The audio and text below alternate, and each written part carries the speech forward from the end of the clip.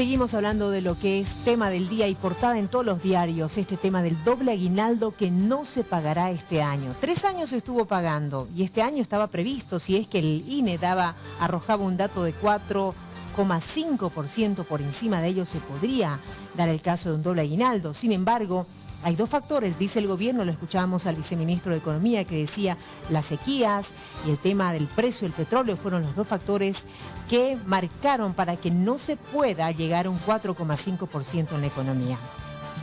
Para muchos, para los trabajadores, indican que esto es un engaño para ellos, sin embargo, para otros que son empresarios, pequeños empresarios también, dicen que es un alivio, porque ya no van a despedir a las personas. Vamos a dar la bienvenida al presidente de la CADES, el señor Wilfredo Rojo, quien está con nosotros, y a un analista económico, el señor Carlos Hugo Barberí, que también está con nosotros. Le damos la cordial bienvenida, señor Wilfredo. Gracias. Señor Wilfredo Rojo, ¿cómo les viene esta noticia? Para nosotros es que hay una vuelta a la normalidad con respecto a los beneficios sociales. No se olviden de que hay una prima que está dentro de los beneficios sociales. Y este doble aguinaldo disminuía la prima, porque era considerado un gasto, y por lo tanto disminuía la prima y la cantidad percibida por la prima, o la sobrina, lo que quieran llamarla, pero es parte de un beneficio social, se disminuía. O sea que tampoco es el hecho de que muchos no van a recibir. Lo que pasa que es más justo y es más equilibrado, porque las empresas que han tenido problemas de utilidad, pues seguramente no pagarán la prima, y aquellas empresas que han tenido utilidad pagarán la prima, por ejemplo, ¿no es verdad? Y eso es lo justo, ¿ya? O sea, porque a un iluminado se le ocurrió de que una vez crecida la economía al 4,5%, ¿no? Deberíamos pagar un sueldo más. Yo pregunto, ese iluminado, por más que hubiera sido elegido por el voto, ha sido elegido democráticamente para que gobierne un país, no para que venga a ser fantasma con el bolsillo de los demás. Y una responsabilidad económica, ¿no? Obviamente, ¿no? Entonces, y una responsabilidad con la economía. Ya este doble aguinaldo, yo digo que volvemos a la normalidad. ¿Por qué? Porque este doble aguinaldo desmotivaba la creación de empleos, desmotivaba la inversión, y va a seguir desmotivándolo en el sentido en que no se lo saque. Cuando efectivamente se lo saque y el gobierno llegue a la reflexión de que efectivamente es un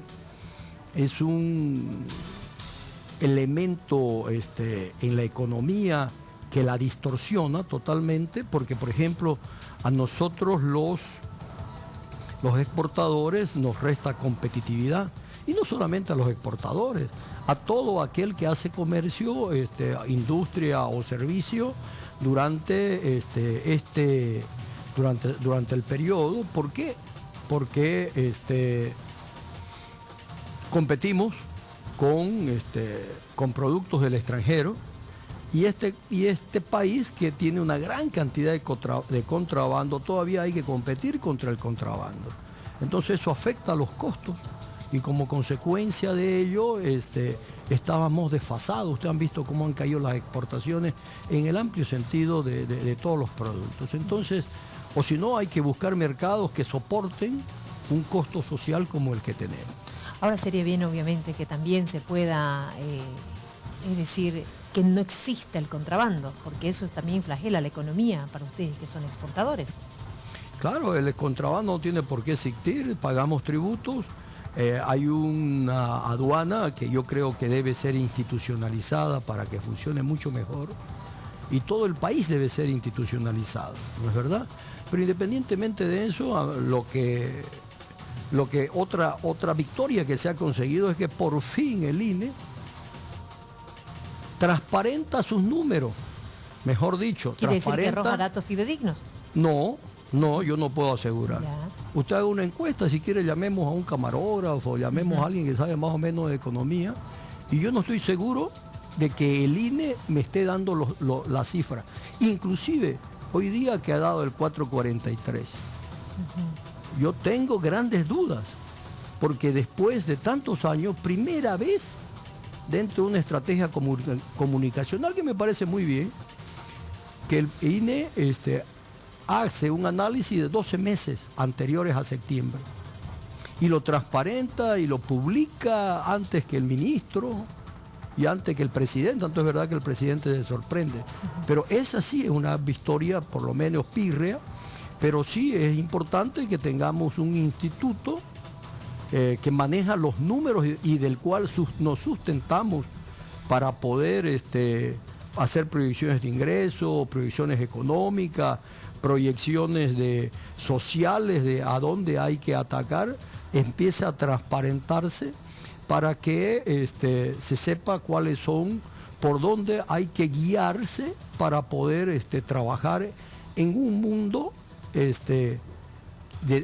números y de economía que hay que saberlos hacer. Para eso está mi amigo Carlos Hugo, que sabe mucho Hugo más Barberí, de eso, ¿no? Claro que sí. Bueno, y Carlos Hugo Barberí le voy a preguntar justamente lo que decía el viceministro. Si bien la proyección del gobierno para este año era de 5,01%, ahora la proyección es de 4,7%, es lo que dijo hace unos minutos el viceministro de Economía.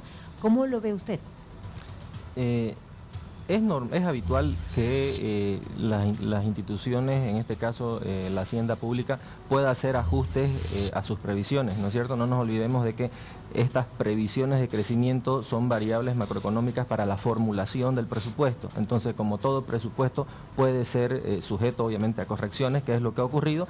En el contexto internacional esto ha venido ralentizándose la economía a nivel internacional, entonces es previsible, no solamente Bolivia lo ha hecho, muchos países han ajustado hacia abajo su tendencia de crecimiento, que era habitual o era normal que ocurra. El problema aquí ha sido lo siguiente, y usted lo mencionaba muy bien al principio: estaba previsto. El tema es que el único doble aguinaldo que no estaba previsto fue el primero, porque no lo esperaba nadie, ¿no es cierto? El resto, la mayoría de la gente, y aquí se siente el problema, que probablemente ya lo tenía comprometido, ¿no es cierto? Y si a eso le sumamos de repente un manejo no de la mejor manera en términos comunicacionales, que por sí ya el manejo es un poco complejo para la gente, porque hablamos de crecimiento, como dice el decreto, de 12 meses previos a septiembre, ¿no es cierto? Entonces estamos hablando que para medir es de julio a junio, y siempre la referencia es anual, de enero a diciembre. Entonces ahí ya genera una duda en la gente. ¿Y cuándo la genera la duda? Cuando no va a recibir. Porque los tres años anteriores, cuando sí recibía, no existía duda alguna, ¿no es cierto? ¿Qué es lo que ha ocurrido? El problema es de que los promedios, cuando tienen mucha dispersión, son mentirosos, ¿no es cierto? Entonces, hablar de 4,43 en sí mismo, cuando uno abre el abanico de los sectores, tenemos petróleo y gas negativo con 2,9, y en la otra esfera tenemos servicios de la administración pública casi con 2 dígitos. Entonces estamos hablando de que es un promedio muy heterogéneo, y ocurren los problemas donde en determinados sectores, como el agropecuario, como el exportador, evidentemente es un golpe muy duro. El problema fundamental aquí para la gente es para quienes ya lo tenían comprometido. Por supuesto, ¿verdad? Y además a eso sumarle de repente el manejo, no sé si comunicacional es el término, ¿no? Pero hablar, ya el presidente en agosto anunció que a mayo el crecimiento era 4,3, por lo tanto, a junio era imposible que esté por encima del 4,5, salvo que en junio se haya crecido de una manera muy exorbitante, lo cual no ocurrió, ¿no es cierto? Ahora, la pregunta del viceministro mostró una tabla que decía del Fondo Monetario Internacional, que habla de la economía de Bolivia, que daba un 3,7%, de la CEPAL, que también tiene un término similar, en fin, todos los organismos internacionales económicos que marcan dígitos y que dan obviamente pautas de la economía a nivel mundial. ¿La economía en Bolivia es estable?, le pregunto a usted. Vuelvo a asentar el concepto. Todos estos indicadores hablan de crecimientos anuales normalmente medidos de enero a diciembre. Entonces, por supuesto que tienen ciertas diferencias en cuanto a la medición, las metodologías muchas veces tienen diferentes enfoques o puntos de vista desde la perspectiva del peso que se le da a ciertos parámetros para la medición. Hay sus diferencias, por supuesto, para nadie es desconocido de que la forma de medición del crecimiento en nuestro país tiene algunas aristas que pueden ser corregidas, ¿no es cierto? Académicamente el eterno debate de que si todos los sectores están incluidos en la medición del crecimiento, por ejemplo, ¿no? Un dato eternamente debatido en la parte académica, el trabajo del hogar, de las señoras, de las mamás, ¿no? Que son amas de casa, genera un aporte al producto, pero no es cuantificable. Y así sucesivamente, ¿no es cierto? Entonces, pero, van a haber... Como dice el gobierno está muy positivo y dice la economía de Bolivia es estable. Es estable, pero yo creo que hay que tomar en cuenta una cosa. Cuando hacemos un análisis prospectivo, tenemos que ver fundamentalmente qué elementos van a incidir hacia futuro, pero cuál es la tendencia que viene. Si nosotros vamos midiendo la tendencia de crecimiento a corte a junio, ya que estamos hablando a junio del 2013, cuando se lanza el primer doble aguinaldo, el crecimiento a junio del 2013 estaba en 6.10, a junio del 2014, 6, a junio del 2015, 5.2, a junio del 2016, 4.43. Entonces vemos pragmáticamente una tendencia decreciente, una ralentización, y cuando hay estos cambios es lo que nos tiene que hacer llamar a la reflexión y decir, bueno, estamos viendo que pese a seguir siendo bueno, estamos bajando, y es ahí donde hay que tomar las medidas necesarias. ¿Para qué? Para evitar que baje más. Okay. Muy bien, entonces evitamos decir desempleos, porque esa era la preocupación, ¿verdad? Muchas empresas iban a cerrar, hay gente, más desempleos en Bolivia, y esto ya de que no vamos a cobrar el doble aguinaldo, ¿lo podemos decir, señor Willy Rojo, ya no vamos a tener desempleados? Bueno, todo país tiene desempleados, digamos, ¿no es verdad? Y más Bolivia, que tiene un desempleo disfrazado a través de la economía informal, ¿no? Según los índices estábamos en 4.4, ¿no? Y la verdad es que hay un subempleo muy grande en Bolivia y no hay calidad de empleo, ya que es lo que hay que trabajarlo. Ya, mucha gente, usted ve con su bolsa de pastillas vendiendo, y efectivamente ellos están haciendo un trabajo, ¿no es verdad? Pero un trabajo de subsistencia que no le da calidad, y ese es un subempleo.